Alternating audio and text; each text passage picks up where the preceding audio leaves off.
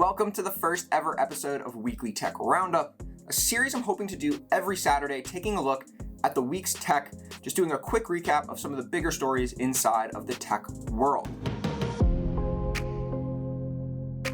And definitely leave your thoughts about the news from this video, as well as just the overall setup of this series in the comments below.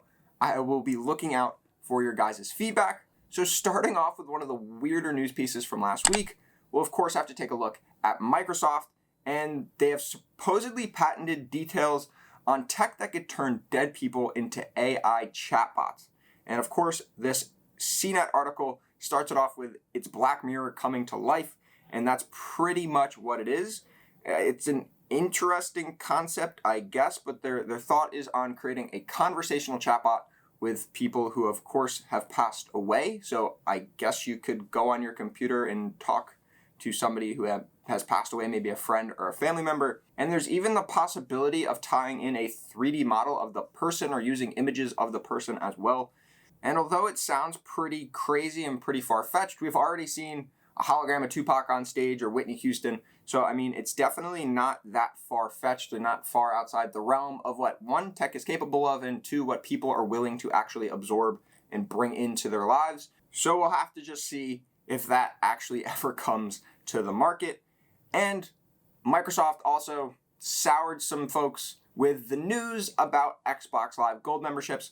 So Xbox Live Gold has now just shot up in price from $59.95 for 12 months to $59.95 for 6 months. So they've doubled the price on Xbox Live, and you pretty much need Xbox Live to play any online multiplayer games on the Xbox, whether that is Call of Duty Warzone. And Call of Duty actually came out on Twitter with a post pretty much directly saying that Xbox is the only platform that you require their service, which is Xbox Live. PlayStation, you don't need it. PC, you don't need it. If you want to go play Warzone on PC or PlayStation, it is completely free, but with Xbox, you do need Xbox Live Gold. And as you can see, we have a price comparison between Xbox Live and PlayStation, and pretty much throughout, it's higher prices. And PlayStation had their 12-month membership, the same as Xbox at $59.99 if you wanted to use the service, and Xbox just went ahead and doubled that price for a 12-month period. So this might give a bunch of gamers pause if they were thinking about upgrading to the newest Xbox Series X or Series S, and could push them in the direction of the PlayStation 5 or even PC for that matter. And moving on from the Microsoft-centric news pieces, let's go over to one of the cooler pieces coming out from Engadget, and this is surrounding Elon Musk's announcement that he is going to be giving a $100 million prize for new carbon capture technology, and this was pretty much just done inside of a tweet. But when somebody of the caliber of Elon Musk, with his, tech brilliance, when he puts that much money into the game, it should spur a lot of new innovation in the carbon capture tech space. I mean, that has been out there for quite a bit of time. There's a lot of carbon capture technology that already is existing, but if there's a $100 million prize out there for the next generation, whatever that is, of carbon capture tech, that should definitely spur, like I said, a lot more innovation. And one of the funnier tweets I saw about this was from Jerry Riggs Everything, who said if maybe there, for whatever reason, isn't that next generation piece of technology that Elon wants to put the $100 million into, why don't we just plant $100 million worth of trees? Those are some of the best carbon capture tech that we have on the planet. And now let's move on to some more PC-centric and PC-related topics.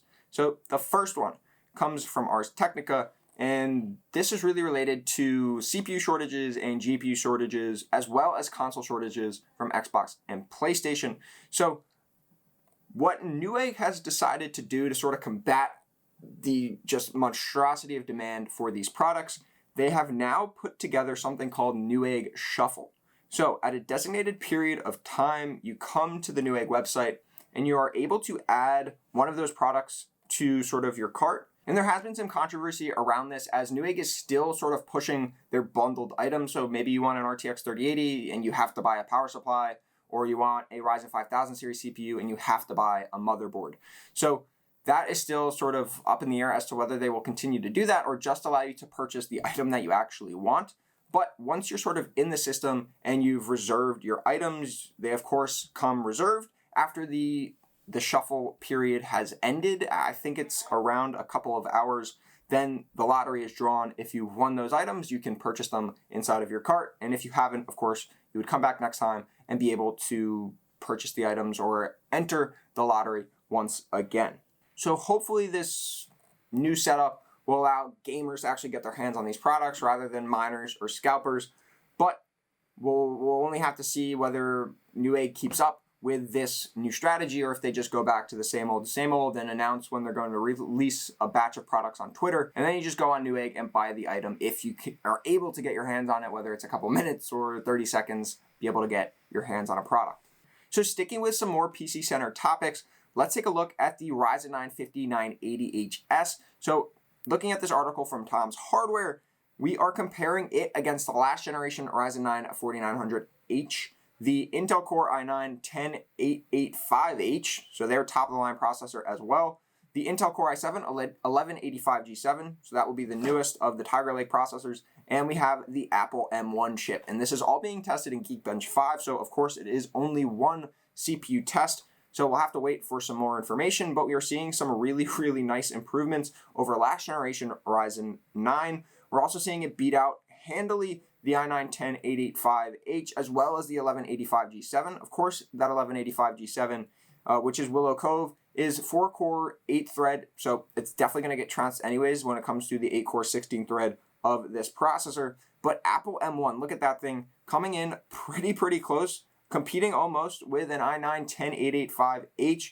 That is pretty impressive from Apple. So we'll have to see what the next generation of Apple Silicon looks like, as well as those numbers could be extremely impressive when it comes to this particular benchmark. And moving forward into desktop land. So the next generation of Intel processors has also pretty much been announced, and the 11900K leak suggests a really fast CPU.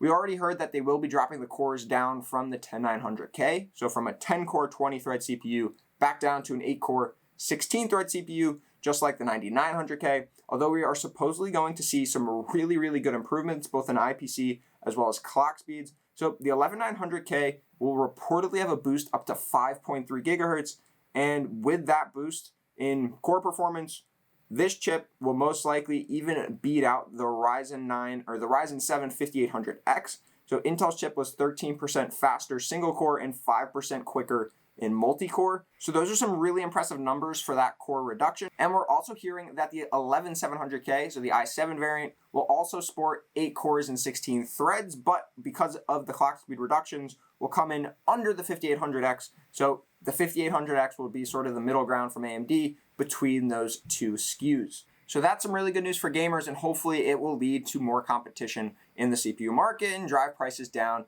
as have already been done with AMD's resurgence in the CPU game. And continue with Intel, but this time centered around the stock market. They ended up leaking and making all of their financial statements public prior to when they were supposed to at the end of market close on Thursday. So that was a big snafu. People could have potentially had access to the information prior to it actually being released and had made trades with knowledge they shouldn't have had.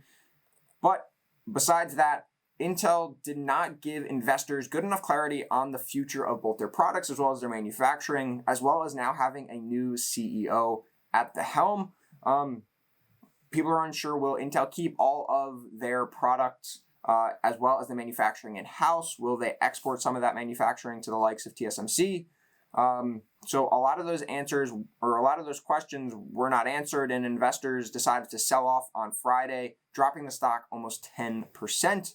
And on the heels of that unfortunate news for Intel, Apple next week is supposed to announce their first $100 billion quarter. And although we have heard rumors about production cuts to the iPhone 12 mini, sales of the iPhone 12, iPhone 12 Pro, and 12 Pro Max have exceeded expectations. And for that reason, Apple revenue is through the roof the last quarter, which should be good news for Apple's stock price. So that rounds up this week's tech news.